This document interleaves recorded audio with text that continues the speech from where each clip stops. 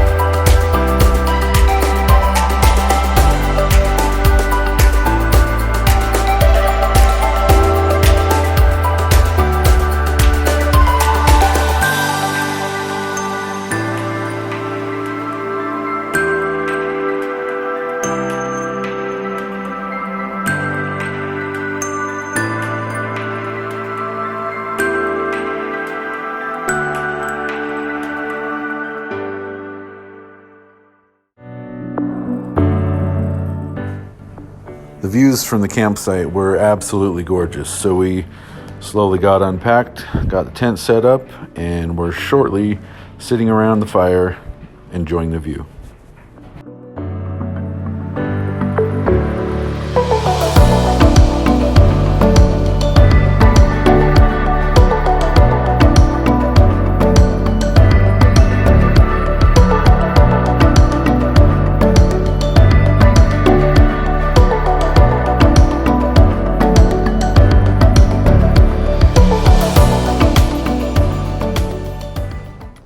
Again, thanks for watching. Hope you enjoyed it. Subscribe to see more, and we'll see you out on the road that leads.